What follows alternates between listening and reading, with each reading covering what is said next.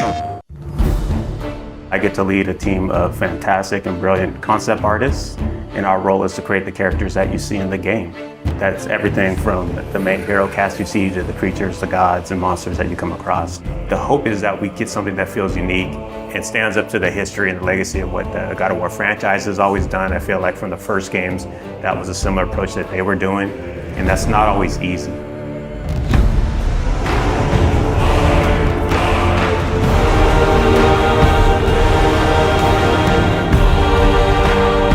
My name is Raf Grassetti. I'm the art director for God of War Ragnarok. Hi, my name is Marissa Coppert. I am a character technical artist. Hi, my name is Angela Rico, and I am a senior character artist in God of War Ragnarok.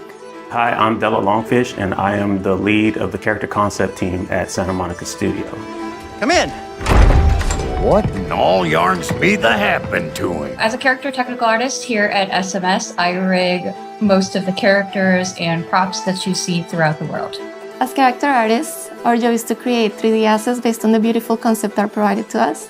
We do this by making sure that the silhouettes on the models and the textures and materials stand out instantaneously. So when you see our characters on the screen, we want you to almost like them immediately or have a connection to them to some extent before even interacting with them. As art director, I get the chance to collaborate with all the departments in the studio, from narrative to viz dev, because we want to make sure the factions feel correct, all the races belong to where they're supposed to be, like all the realms have very specific characteristics about them to make sure it all fits within the God of War universe. Sorry, one more thing. Although these are gifts I'm giving to you, so I shouldn't be sorry and you should be thankful. Anyways, here, please be careful. In the God of War 2018, we saw Brock and Sindri, and that was the tip of the iceberg of the Huldra. And in God of War Ragnarok, we actually get to go and visit Svartalfheim, where they're from. And a great part of that too is we want to make sure that we expand the cast. You know, we've just seen a little bit of what was represented, and that was something that we hadn't seen.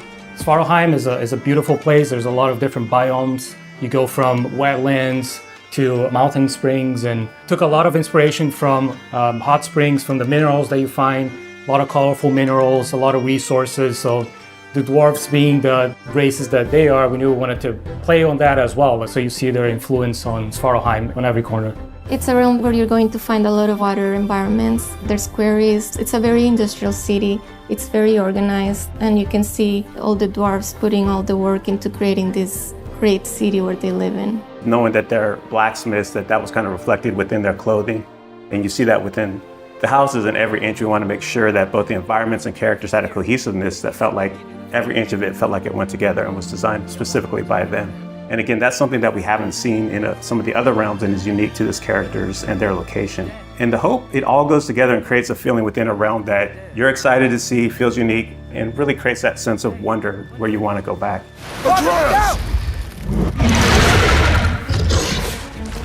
When designing a character to match the geography around it, first it's definitely dictated by the viz dev team and the narrative team and the story team. They make sure the character is designed for features that fit in with what they need.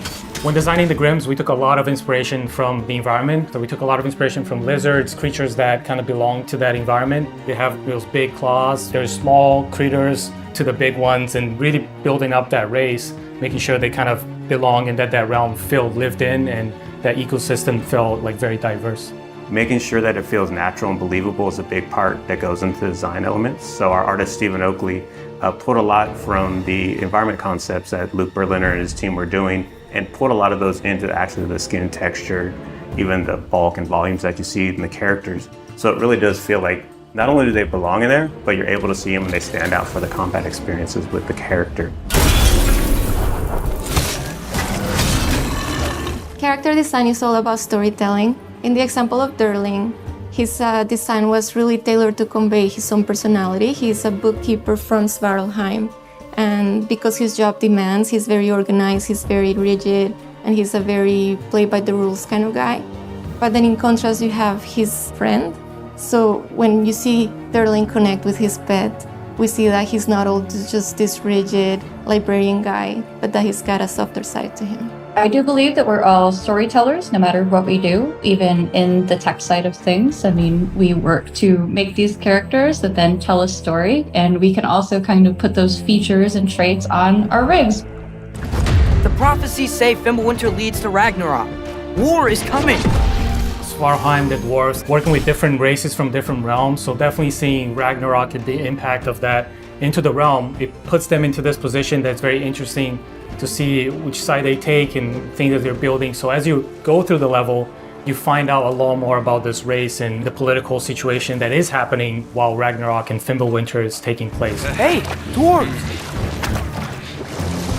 Oh. They're, running away. One thing that our hope is with the cast of characters within every realm is not that it's just enemies there to kill you. We want to feel believable and that there's a wide world out there, but we want to kind of plant these seeds within any cast of the realm that there's more outside of what you're playing, and we want the fans to feel like they can go back and really visit those areas and want to go explore. If the geysers and smell here are worse because of Fimbulwinter, maybe the earthquakes are too? Aye.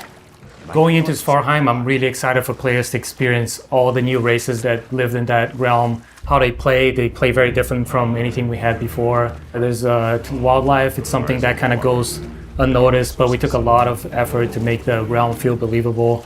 So there's a lot in Svartalfheim, a lot to explore. I'm really excited for Svartalfheim. It is a gorgeous realm. After looking through some of the cinematics and playing some of the cinematics and playing through some of the puzzles, I'm so excited how water plays such a big feature in that realm, and that is so cool. I'm most excited for fans to finally get to see how the dwarves live. Brock and Sindri were fan favorites in the last game, so I think that all the work that we've put into Svartalfheim is going to make all the other dwarves shine just as bright as the brothers did. The best part I have is turning on the YouTube and seeing all these call-outs and all the attention to detail that the fans pick up on. That's one thing that we keep in mind when we're designing characters, to make sure we do right by the fans. And knowing that all the work we put in will be seen and appreciated, that's not always the case, but our fans just get every little nook and cranny on that. And we love that, and we packed a lot of that in for this new cast, and we hope you guys get the same feeling with God of War Ragnarok.